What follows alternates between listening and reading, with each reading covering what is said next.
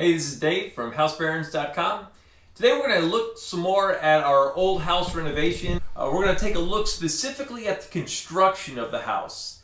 Part of the reason it's lasted as long as it has is precisely because of the way it was constructed. It was done a lot differently in some particular ways 120 years ago than today. And so we're going to compare and contrast those, see what we can learn. Let's get started. One of the first things you run into when you're working on an old house is the wood dimensions. The older houses, like this 2x4 here, is literally just about that. Almost 2 inches wide and full 4 inches deep. With new lumber, you're going to have some shimming issues that you have to deal with. And as for foundations, it was not uncommon back in the day to have bricks laid on dirt. Here you can see a cutaway of the foundation where the bottom row of bricks are perpendicular to all the other bricks that are stacked on top of it. In that bottom row, the bricks are turned on their side. Header construction is another thing that's completely different. In modern homes, you have 2x8, 2x6 headers that span the load of an opening and carry all that weight. Here, this doorway is on the bottom floor, the first floor, supporting the floor joists above it, and it has this unusual triangular shape that's built to span that load, and that has been there for 120 years.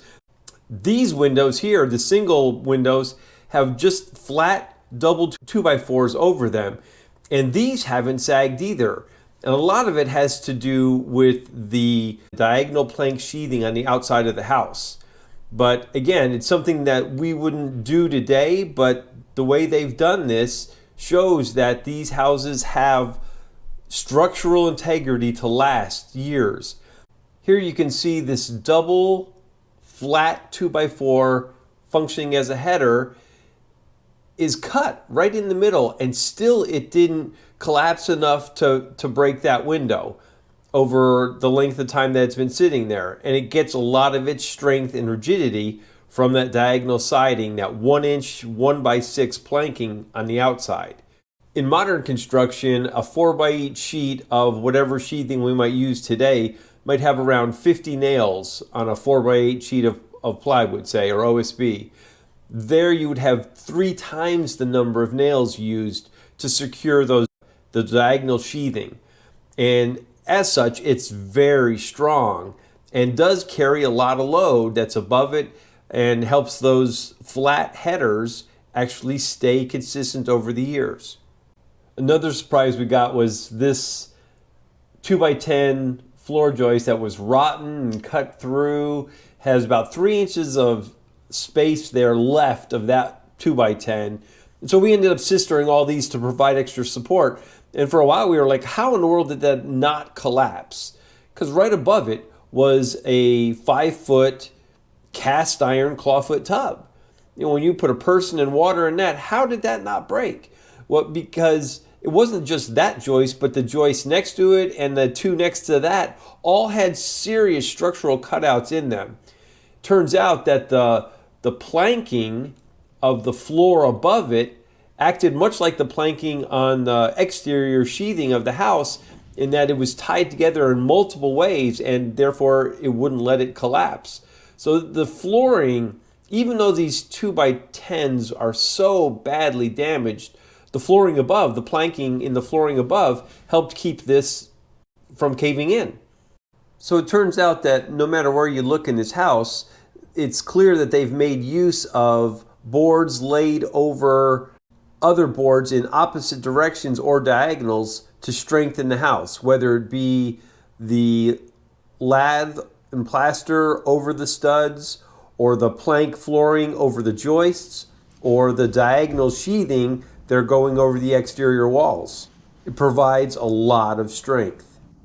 They were also able to cleverly cool the house by putting transoms over all the doors, interior and exterior, so they could get breezes blowing through the house even if the doors were closed. May seem primitive to us, but it worked. Another thing that's a little bit primitive is this board here, that it was cut on a 45-degree angle, and I guess they lacked the table saw to do it. So you can see the cut marks in this board. So they used an adze to cut that 45-degree angle into that board. In this portion of the house, you can see how the wood is just completely eaten away, and they had leaks in this area of the house, and water is death to wood. And this house is testimony of that fact. And nonetheless, in spite of all the rot that you see there, these walls remain standing, a lot in thanks to that diagonal planking that's really holding it together. But whether the house is new or old, water has to be kept out or you pay a pretty heavy price. There's a little behind scenes look at some of the craftsmanship, how they put things together a little bit differently than we would today. But nonetheless, they did have craftsmanship and they did things with beauty. You can see that in that phone niche that they really did great work 100+ years ago. Well, I hope this video helps. If you got anything out of it, give us a thumbs up. We appreciate it. Don't forget to subscribe, and we'll see you in the next video.